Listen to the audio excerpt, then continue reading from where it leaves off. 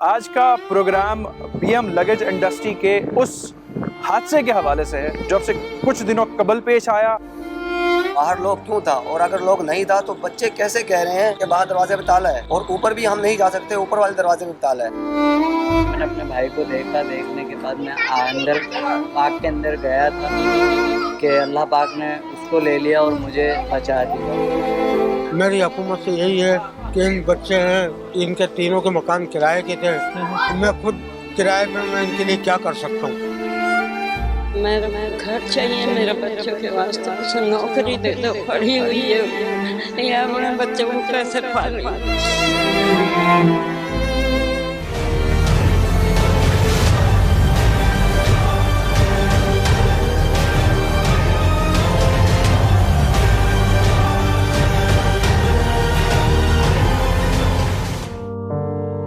Programme हम आवाज़ में खुशामदीद। आज का प्रोग्राम बीएम लगेज इंडस्ट्री के उस हादसे के हवाले से है जो अब से कुछ दिनों कबल पेश आया। 17 से 18 जानें उसमें ज़ाया हुई, जिसकी जिम्मेदारी अभी तक कोई लेने को तैयार नहीं है। ताहम हुकूमत की जानिब से ये ज़रूर कह दिया गया है कि लेबर डिपार्टमेंट और मुतल्लिका इदारे रिपोर्ट सबमिट कराएं, लेकिन जो जानें गई हैं, जो जवान जहान अमवात इस शहर में एक बार फिर हुई हैं, उसी किस्म के हादसे से जैसे बल्दिया टाउन में 2012 सितंबर में हुआ था। तो कौन इनका जिम्मेदार है, अहाता करेंगे आज के प्रोग्राम में। और चंद कदम की दूरी पर रहने वाले काशिफ जो अब इस दुनिया में नहीं रहा, उसके भाई से बात करते हैं, क्योंकि जाए हादसा से चंद कदम की दूरी पर उनका घर है। वो इस जगह की सेहत के बारे में क्या कहते हैं कि रिहायशी इलाका था या सनती इलाका था, केमिकल की आग थी या कोई और वजूहत थी, और अंदर सेफ्टी के किस किस्म के इंतजाम थे, जिसके बारे में कहा जा रहा है कि जी लॉक कर दिया गया था, अंदर के लोग अंदर रहे, तो इसलिए शरह अमवात ज़्यादा बढ़ी। प्रोग्राम में खुशामदीद।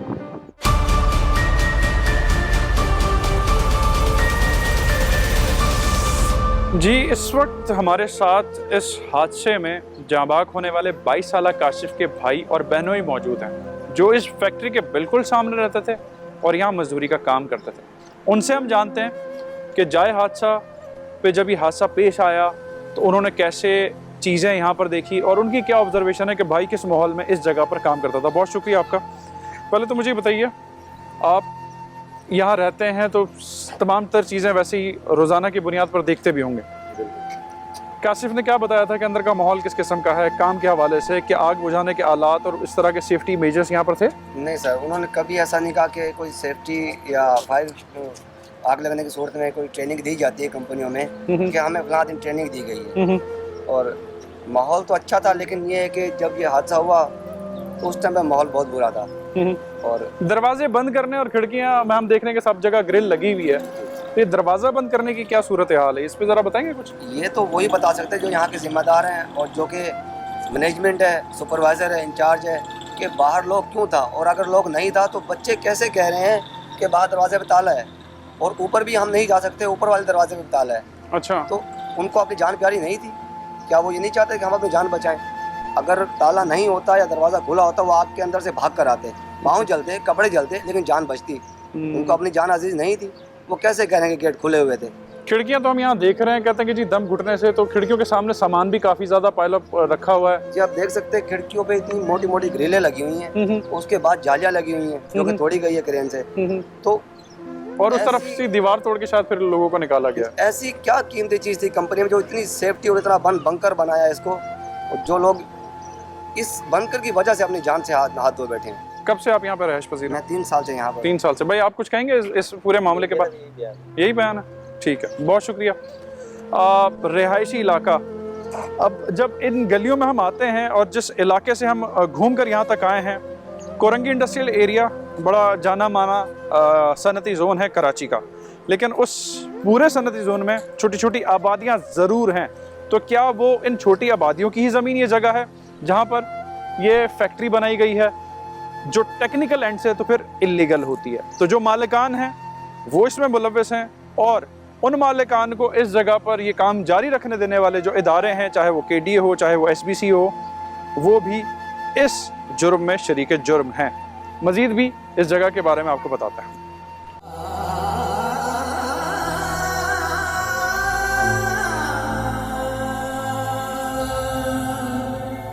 जाए हादसे के मनाजिर आपने देखे, जो इस हादसे में मुतासरीन घर वाले हैं, उनसे हम बात करेंगे। अब्दुल रहमान हमारे साथ मौजूद हैं। इस साने में हम आपके साथ बराबर के शरीक हैं और शदीद अफसोस है, लेकिन मैं ये जानना चाहता हूँ कि जो सूरत हाल बरपा हुई आप और आपके ख़ानदान के ऊपर, एज अहनी शाहिद आप हमें क्या बता सकते हैं? किस किस्म की सूरत हाल वहाँ थी जिससे आप गुजरे, अपने आप को बचाने की कोशिश की और भाई को बचाने की कोशिश की जबकि एक भाई जाँ बाग हो गया? जी सर, जिस टाइम पे वहाँ पे यह हादसा पेश हुआ, हम लोग काम कर रहे थे। काम करने के बाद अब वहाँ से आवाज़ आई कि आग लग गई, आग लग गई। तो उसी साइड पे से हम निकल के बाहर आने लगे तो देखा बाहर गेट के साइड पे तो आग बहुत ज़्यादा शिद्दत, जीने वाले साइड से आग ने शिद्दत इख्तियार कर ली थी। फिर हमने कोशिश करी, कोशिश करने के बाद मकसद है वो नहीं बुझ पाई, बिल्कुल आग ने बहुत ज़्यादा शिद्दत। अंदर कोई सेफ्टी की कोई ऐसी कुछ भी पानी, नहीं, कोई कुछ कोई भी फायर नहीं था। एक्सटिंग्विशर बस हमारे पास स्प्रे वगैरह जो थे वो हमने वो करे थे, अपने जानिब मिट्टी वगैरह, पानी, बिजली ये डाली थी, मगर नहीं, कुछ भी नहीं हुआ। फिर उसके बाद चीखो पुकार बजने लगी। बजने के बाद जिस टाइम पे ये हादसा हुआ, हम लोग बाहर वाले साइड पे आए थे, ये लोग शोर बचा रहे थे, हमें निकालें, हमें निकालें। तो जब तक अपने होशो आवाज़ में था, जब मैंने अपने भाई को देखा, देखने के बाद मैं अंदर आग के अंदर गया था, मगर अल्लाह का करना ऐसा हुआ कि अल्लाह पाक ने उसको ले लिया और मुझे बचा दिया। मैं गिर गया था वहाँ से। इमदादी टीम में कितनी जी हाँ। वक्त में पहुंची वहाँ? वो बहुत ताकीद से पहुंची थी। हम रो रहे थे, वहाँ पे चिल्ला रहे थे हर किसी के आगे के फायर ब्रिगेड को फ़ोन कर दें, फायर ब्रिगेड को फ़ोन कर दें। तो मगर बहुत ही देर में पहुंची थी वो लोग टीम। आप अपने समेत एक भाई को तो बचाने में कामयाब हुए, लेकिन जी। एक भाई जो है वो इस वो आग की नजर। जी हाँ, वो ऊपर वाले डिपार्टमेंट है सर। काम करने का मरहला किस किस्म का था? क्या सारी खिड़की दरवाजे उन्होंने बंद किए हुए थे? एंट्री एग्जिट का एक ही दरवाजा था वहाँ पर? सर एंट्री गेट का एक ही, जहाँ से हम लोग निकले थे वो एक ही था। बाद में हमने दूसरा वाला गेट खोला था। और अच्छा। सीने का जो ऊपर आने जाने का रास्ता था, 2 डिपार्ट थे, उसका भी एक ही रास्ता था। सारी खिड़कियों पे गैलरी लगी हुई थी? जी भी, वो ग्रिल लगी हुई थी, बिल्कुल पैक हुआ था। मकसद है कोई निकल मतलब नहीं किसी किस्म के सेफ्टी के इकदाम नहीं थे? नहीं, हमारी बेबसी के ऊपर हंस रहे हैं लोग बाग। और आप भी आते हैं, हर बंदा आता है, सवाल करके चले जाता है कि आप बताएं, आप बताएं। तो मकसद है हमें खुद को शर्म आती है, बस अल्लाह को सुरखुरू करा हुआ है हमने कि अल्लाह की अदालत में हम छोड़ लें इस फैसले को। अब्दुल रहमान की बातें उसकी आप बीती ये बता रही है, और हुकूमत और उसके ज़ैली इदारों पे एक सख्त तमाचा मार रही है कि जो वादे वहीद या जो ऐलानात वहाँ पर किए हैं इस हादसे के बाद मुतासरीन के लिए, उसमें अभी तक कोई सुनवाई उस तरह से नहीं हुई है। ये ज़रूर कह रहे हैं, गिला कर रहे हैं कि मुझ समेत भी और लोग आ रहे हैं, इनकी आवाज़ बुलंद कर रहे हैं और ये सिर्फ अल्लाह की अदालत में अपना फ़ैसला रख रहे हैं। हुकूमत या आला हुकाम से इन्हें कोई उम्मीद या बईद नहीं है। मज़ीद मुतासरीन से बात करते हैं और उनके जज्बात आपके गोशो गुजार करते हैं कि किस तरह से मजदूर तबका इस बड़े शहर में मौत को गले लगा रहा है और हुकूमत और हुकूमती इदारे क्या करते हैं।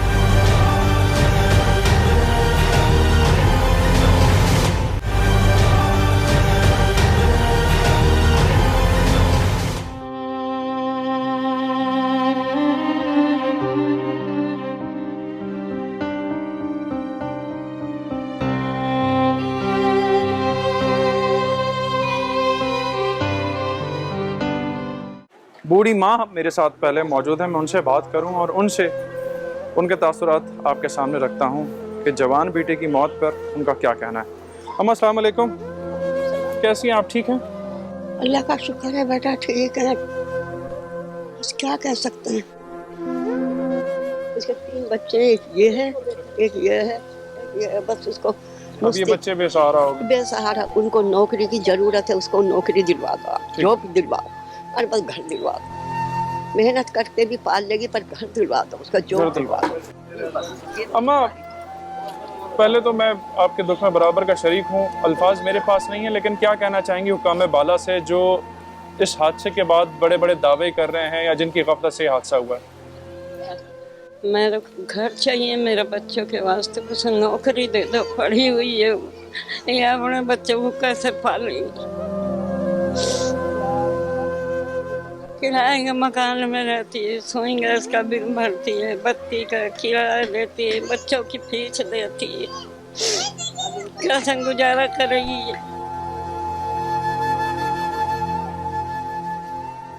ये सूरत हाल है वालिदा की, उनकी सास की, जो कि आपस में बहनें हैं, अपील कर रही हैं हुक्काम बाला से कि इनकी दाद रसी की जाए।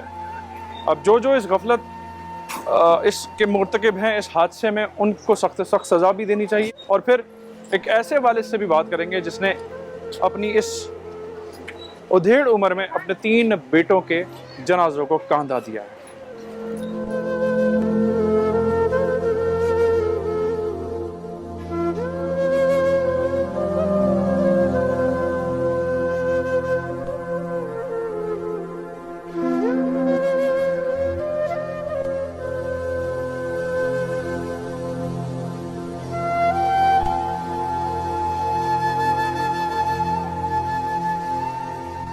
मोहम्मद एहसान साहब हमारे साथ मौजूद हैं, जिन्होंने इस उम्र में अपने 3 जवान बेटों के जनाजों को कांधा दिया है। अपने एक बेटे अफजाल के साथ इस जगह रिहाइश पजीर हैं। इनके पोते तमाम उन 3 बच्चों के उनके इर्द गिर्द मौजूद हैं। उनसे हम बात करते हैं और उनका मौक़िफ़ आपके सामने रखते हैं कि अब इस उम्र में वो क्या कहते हैं इस बड़ी जो हादसे या जो सूरत हाल या जो सानिया उनके साथ बरपा हुआ है। अस्सलाम वालेकुम चाचा, कैसे हैं? अल्लाह का शुक्र है बेटा। चाचा, अजीब सूरत हाल है जिसमें मैं आपके साथ आया हूँ यहाँ मिलने के लिए, बात करने के लिए। इतने बड़े साने से आप गुजरे हैं, आप और आपका ख़ानदान। क्या कहना चाहते हैं हुकूमत वक्त को, जिसने इस हादसे के बाद तो ऐलानात कर दिए, इन्वेस्टिगेशन रिपोर्ट आ रही है? जी, अभी तक तो मतलब है कुछ हुआ नहीं है। जैसे इन्होंने ऐलान करा उसके अभी तक हमारे पास कोई आया भी नहीं है। क्या समझे? और ना हमें किसी से कोई शिकायत है, ना गिला है, ना शिकवा है। 3 एक साथ चले गए। अगर एक चला जाता तो इतना मैं महसूस भी नहीं करता। मेरे बाजू टूट गए, मैं एक बुढ़ा आदमी हूँ। अब एक बच्चे के कंधे पर मैं कहाँ तक बोझ चढ़ाऊँगा? समझे ना? मेरी हुकूमत से यही है कि इन बच्चे हैं, इनके तीनों के मकान किराए के थे। मैं खुद किराए पे मैं इनके लिए क्या कर सकता हूँ? क्योंकि छोटे छोटे मकान थे, सब बच्चों का तो गुजारा नहीं हो सकता था। तीनों शादीशुदा थे। अच्छा। पहला बड़ा लड़का था मोहम्मद इरफान, ठीक है। इसके 4 बच्चे छोटे छोटे। दूसरा था मोहम्मद फरमान, उसकी 28 साल उम्र थी। और तीसरा था फरहान, उसके भी 3 बच्चे हैं, इसके भी 3 बच्चे हैं, फरमान के भी। चौथा बच्चा अब होने वाला था। मैं यही कह सकता हूँ, मैं तो बस अभी अपने आप को जो है ना किस तरह चला रहा हूँ, किस तरह संभाल रहा हूँ, ये मेरे दिल को पता है। और अल्लाह जानता है दिलों के जो बेहतर। अल्लाह जानता है। बेशक। जिस तरीके से मैं चल रहा हूँ, मेरे तो चलते चलते इतना ब्लड प्रेशर लो हो जाता, मैं तो गिर पड़ता हूँ। अफजाल, आप भी उसी फैक्ट्री में काम करते थे अपने 3 भाइयों के साथ? मुझे एक बात बताएं। पहली बात तो ये, अभी हमने जैसे हादसा को देखा है, रिहायशी इलाके में वो फैक्ट्री थी, ठीक है, आपका रोज़गार था, और दाखिली और खारजी रास्ता किस किस्म का था? बस जैसे वो फैक्ट्री आपने देखी होगी कि सीढ़ी सिर्फ अंदर से उतरी है और फिर गेट पर आके खत्म हो रही है। ठीक है। तो आग सीढ़ियों पर लगी थी। जिस वक्त वो आग लगी तो थोड़ी सी कम थी पहले, हमने उसको बुझाने की कोशिश करी, मगर वो आग और बढ़ गई थी। उसकी वजह से धुआं ऊपर गया। दम घुटने की वजह से भी लोग, क्योंकि जी। खिड़कियां बंद थी, जी, ग्रिल लगी थी, तो वहाँ से भी लोग नहीं निकल सके। जी। और कितनी मंजिला थी वो इमारत? ये 2 मंजिल की, एक ग्राउंड और फर्स्ट। सिर्फ फैब्रिक होता था, फोम वाला, और सिलाई का काम होता था वहाँ पर। अच्छा। केमिकल का तो अगर हम कहेंगे ना कि इतनी सी छोटी सी बोतल थी, वो भी नहीं थी। नहीं थी। नहीं, ये सब गलत बयानियाँ हो रही हैं कि केमिकल की कंपनी थी, ऐसा कुछ भी नहीं। फोम का काम था। और जो आग ज्यादा जल्दी पकड़ता है आइटम, मेरे ख्याल से। और धुआं भी उस फोम की वजह से ही ज्यादा था, आग वरना इतनी नहीं थी। सिर्फ ये धुआं ज्यादा हुआ, वो ऊपर वाले समझे कि आग लगी हुई सीढ़ियों पर, वो नहीं उतर पाई इस वजह से। तो क्रॉस वेंटिलेशन के लिए भी खिड़कियां नहीं खुली थी कि एटलीस्ट अगर कोई ऐसी सूरत हाल में वो इसकी वजह ये है, खिड़कियां थी बिल्कुल सामने की साइड पर, जो आपने देखा होगा नीचे डिपार्ट का गेट है, उसके ऊपर बहुत खिड़कियां हैं। अब हमारी यहाँ जानी थी शिपमेंट है, तो इस वजह से हम माल बना रहे थे। ऊपर कार्टन ऊपर भी पैक हो रहे, डबल काम हो रहा था। पहले नीचे होते थे कार्टन पे, फिर सेठ ने कहा कि जल्दी जल्दी शिपमेंट करनी है, तो इसको खिड़कियां उस माल की वजह से कवर हो गई थी। मेरी ये गुजारिश है बच्चों के लिए सहाय किया जाए, क्योंकि अब जैसे बात है, जो हमारे भाई गए हैं वो उनका कोई जो है ना रद्दो बदल तो नहीं है, किसी सूरत वो आ नहीं सकते। तो मैं चाहता हूँ कि इन बच्चों के लिए कुछ छत का इंतजाम हो। ठीक, बहुत शुक्रिया, बहुत शुक्रिया। एहसन साहब और अफजाल साहब से हमने बात की। किस किस्म के हादसे से दो चार हुए हैं या इनके अल्फाज आप खुद समझ सकते हैं, इस पर कुछ लफाजी बनती नहीं है। लेकिन हुक्काम और उनकी मशीनरी किस तरह से इस बड़े शहर में रिहायशी इलाकों में कमर्शियल एक्टिविटीज़ की इजाज़त दे रही है, और उस इजाज़त के बाद या अंडर द टेबल जो भी डील हो रही है, क्योंकि टेक्निकली ये चीज़ हो नहीं सकती, अगर हुई है तो उसके बाद जो है वो बेगुनाह लोग जो है वो मौत की आगोश में जा रहे हैं। हमने सानिया बल्दिया टाउन से भी कुछ नहीं सीखा, और इसी साल के आगाज़ में फरवरी 10 को एक और जो है वो 3 मंजिला इमारत इसी किस्म की छोटे पैमाने की फैक्ट्री जो है वो औरंगी या बल्दिया टाउन के इलाके में जो है वो जलकर खाकसर हो गई। तो उस पर भी हमने कोई अक्ल के नाखुन नहीं लिए, और अब एक हादसा हुआ है। तो अब सुनने में ज़रूर आ रहा है कि सरकार और उसकी मशीनरी एक्टिव हुई है, और क्या कर रही है। इस प्रोग्राम के दूसरे हिस्से में चलते हैं, एडमिनिस्ट्रेटर कराची मुर्तज़ा वहाब से बात करते हैं और जानते हैं कि वो और उनकी हुकूमत या उनकी एडमिनिस्ट्रेशन अब क्या करेगी।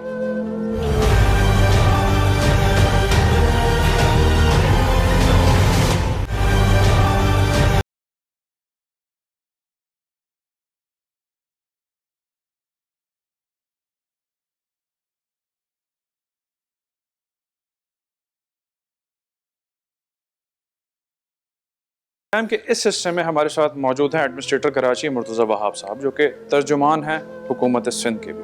मुर्तज़ा साहब से बात करते हैं और उनसे जानते हैं कि क्या हो सकता है बेहतर से बेहतर, क्योंकि ये मामलात शहर में बढ़ते जा रहे हैं अगर हम तारीख उठा के देखें। मुर्तज़ा साहब, बहुत शुक्रिया आपके वक्त का। सबसे पहले तो मुझे ये बताइए कि बहैसियत एडमिनिस्ट्रेटर शहर के क्या क्या चैलेंजेस हैं जिनको मुर्तज़ा वहाब साहब का सामना है? बड़े चैलेंजेस हैं। मैं समझता हूँ कि चैलेंजेस के ऊपर अगर सारे दिन बात की जाए तो शायद दिन कम पड़ जाएं, चैलेंजेस ख़त्म नहीं होंगे। एक छोटा सा मामला ये भी है जो बहुत बड़ा बन चुका है कि रिहायशी इलाकों के अंदर जो है वो कमर्शियल एक्टिविटीज़ हो रही हैं, वो इतने पैमाने पर फैल चुकी हैं कि समझ में नहीं आता कि जी इंडस्ट्रियल एरिया कौन सा है या कॉटेज इंडस्ट्री कौन सी है और रिहायशी इलाका कौन सा। बल्दिया फैक्ट्री का वाक़या, फिर 10 फरवरी को एक और जो है वो सेक्टर 5 में 3 मंजिला इमारत में आग लग जाना, फिर अभी रिसेंटली कराची कोरंगी महरान टाउन।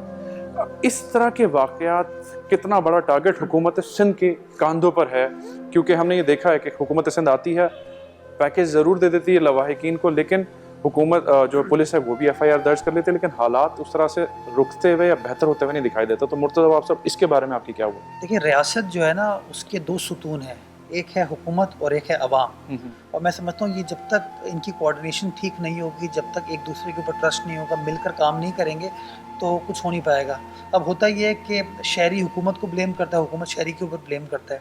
अगर आप ये महरान टाउन वाक़े को क्लोजली एनालाइज करें तो आप स्पॉट पे गए थे? मैं स्पॉट पे गया। वो रेजिडेंशियल एरिया है, यानी कि वहाँ पर घर बनने हैं, घर पे लोगों को रहना है, वहाँ फैक्ट्री नहीं बननी। तो लीज को वायलेट करते हुए किसी ना किसी शहरी ने अपनी फैक्ट्री लगाई ना, उस जो फैक्ट्री लगाई उसका नक्शा अप्रूव नहीं कराया गया, क्योंकि नेचुरली किसी रेजिडेंशियल एरिया के ऊपर किसी सनत का नक्शा अप्रूव नहीं हो सकता। नंबर 3, जब वो आपने फैक्ट्री बना दी चले इलीगली, उसमें किसी आपने सरकारी अफसर से गठजोड़ कर लिया हो, जैसे तैसे आपने वो बना ली, तो उस फैक्ट्री के अंदर फायर एक्सटिंग्विशर्स या वो आलात तो होने चाहिए जिसके तहत, जिसके ज़रिए आप आग को बुझा सकें, सेफ्टी के पैरामीटर्स। अच्छा, फिर एग्जिट की सबसे इम्पोर्टेंट चीज़ ये है कि चलें आपने वो फैक्ट्री बना दी, तो क्या उसके अंदर कोई इमरजेंसी एग्जिट है, फायर एग्जिट है? नहीं है।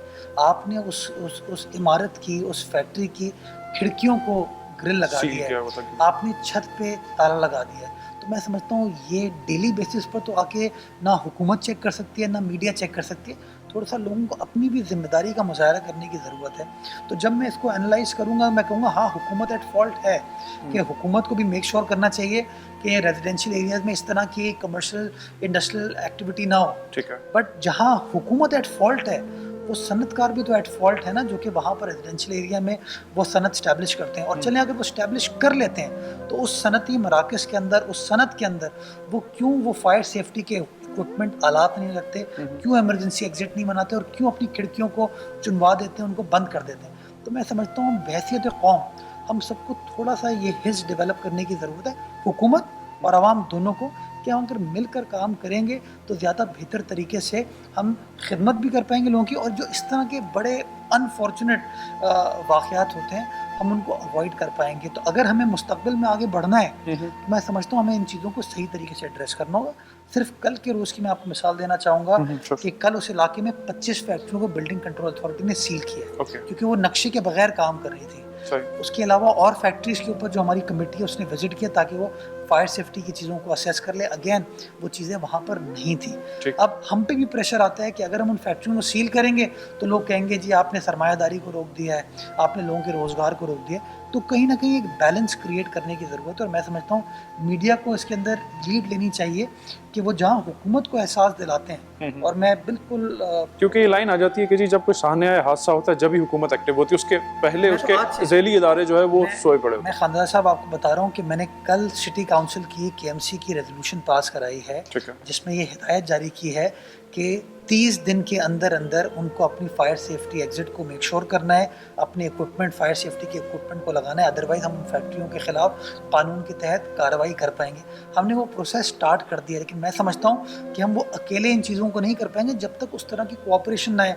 जिस तरह आप कहते हैं कि हुकूमत हरकत में आती है हादसे के बाद, इसी तरह सनतकारों को भी सोचना चाहिए ना कि हादसे का क्यों वेट करें, केस तो उनके खिलाफ हो जाता उनके है। खिलाफ हो जाए। तो अगर वो उस केस का इंतजार क्यों करें, अगर वो आज अपनी फायर एग्जिट बनाना शुरू कर दें, अगर वो तमाम फायर सेफ्टी इक्विपमेंट करना शुरू कर दें, तो हुकूमत को इस तरह की कार्रवाई करने की फिर ज़रूरत नहीं पेश आएगी और इस तरह के अनफॉर्चुनेट वाक़यात को हम अवॉइड कर पाएंगे। मुर्तज़ा साहब, wish you all the best, specially इस सेगमेंट के लिए जो आपने स्टेप उठाया है कि इसको आप जो है वो इम्प्लीमेंट भी कर पाएँ और तमाम लोगों की फॉर श्योर जिम्मेदारी है। मुर्तज़ा आप साहब से हमने बात की एडमिनिस्ट्रेटर कराची और उनका पॉइंट ऑफ व्यू आपके सामने रखा।